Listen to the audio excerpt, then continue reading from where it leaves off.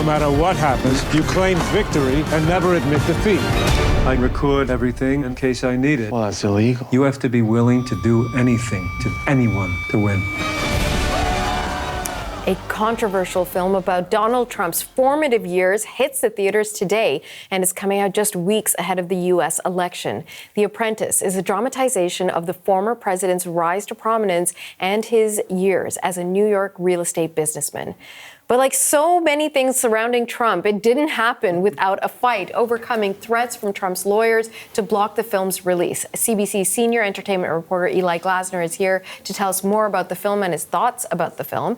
So Eli, tell us about the ruckus around this biopic and where it begins. Premieres at Cannes Film Festival, standing ovation, lots of critical praise. At the same time, served with a cease and desist lawyer, very aggressive lawsuits basically trying to intimidate the producers, saying, don't you dare think of releasing this film. And there were times where I didn't even know whether I'd be able to review this film for you, because it took them quite a while to be able to kind of repackage this film, find a new distributor willing to back this. Now, the interesting, ironic thing of all of that behavior of bully and attack and intimidate, that is the Trump playbook, which he learned from that other man that you're watching in the trailers, Roy Cohn. That is why it's called The Apprentice. This is about Donald learning that behavior from Roy. So to tell that story, we go back to New York City, 1974-75. The Big Apple looking a little bruised. The city is running out of money. And Donald Trump is a young man, the son of Fred Trump. He is trying to create his own name out there as a developer, but already his family's in trouble. The city's attacking them for being racist. In the middle of all of that, he goes to a club, a private club with a date, and he gets asked to a table where this older guy seems to be the center of gravity.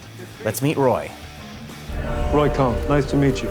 The Roy Cohn from all the papers? Yeah, you're brutal. Guilty as charged.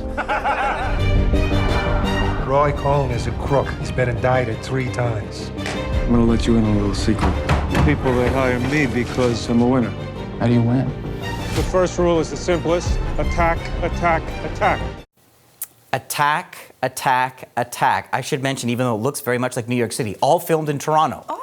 So yeah, very good job at Toronto pretending to be New York.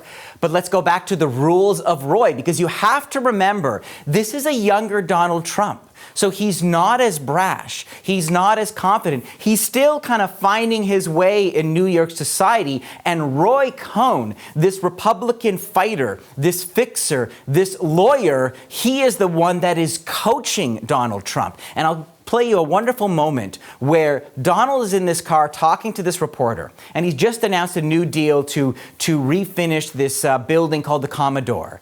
And he's talking to the reporter, and Roy is in the background kind of encouraging him to play it up. And you'll notice the way Donald starts at the beginning and then where he ends. Let's watch.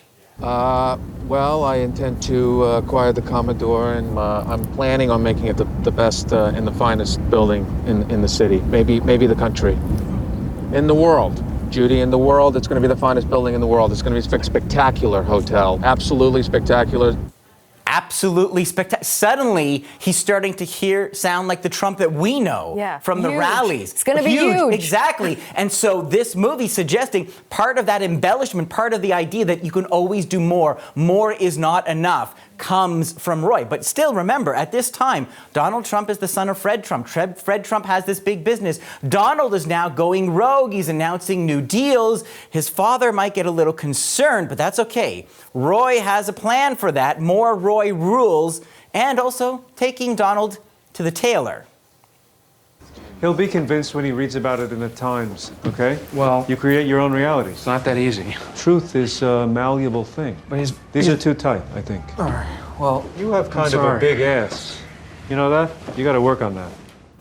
There you go. Truth, size of your ass, all things can be adjusted. Everything is malleable in Roy's world. This is what Donald Trump is learning and really starting to see how Roy could be useful. We saw that clip off the top. He had a secret room in his house where he would record his guests. He had cassette tapes of conversations. He would use these things as leverage to help Trump get out of taxes, the movie suggests, to help Trump get out of fighting City Hall.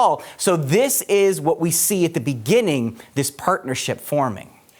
Donald Trump is arguably one of the most famous people in the world right now, and everyone thinks they sort of know who this guy is and how he behaves. So then let's talk about performance. What did you make of the individuals who are portraying the characters in this movie? So the director of this is a Iranian-Danish filmmaker named Ali Abbasi, and he had a heck of a time finding an actor willing to step into Donald Trump's very nice shoes. There were a lot of big names that said, wonderful script. No way. It was Sebastian Stan from Marvel Universe, the Winter Soldier. He played Tommy Lee Jones in the Pam and Tommy series. This is the guy that became Trump. And I have to credit Sebastian because, like, we all have a version of Trump in our heads. He had to find a way to really, who was he really, to give us a human version of that Donald. And Sebastian is not doing a parody. It's not an imitation. But what is fun to watch is he'll give you little Trumpisms, little moments. You'll see what he does with his fingers, or maybe how he checks his hair, and you go, oh, there he is. But I will say, as great as Sebastian is, to me, the main attraction, Jeremy Strong as Roy Cohn. Now, you might have seen him as Kendall Roy in Succession, but again, the moment he opened his mouth as Roy in that nightclub when they first met, it took my breath away. He is so fully immersed in this dead-eyed, spray-tanned master of the dark arts. And this is a rich part with a lot of complexity for Jeremy, because Cohn was a closeted gay man who was also one of the Republican Party's fiercest soldiers. So there's a lot there for him to chew on. Wow. Okay. So after the lawsuit threats from the Trump team, this film is coming out in theaters today.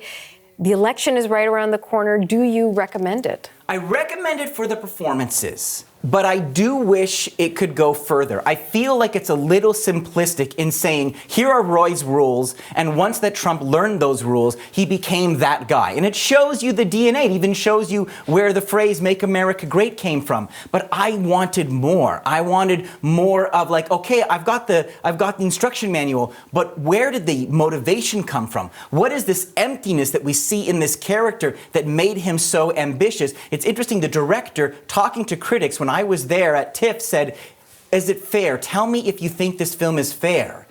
I don't know if you can make a movie about the real Trump in a fair way, but I think him trying to be neutral held his film back from really getting to the bottom of things. So my rating, ultimately, 3 out of 5. Great performances, but I was lacking a little more insight into the real Trump. Okay, Eli Glasner, you're hired. CBC's senior entertainment reporter. Thanks so much. My pleasure.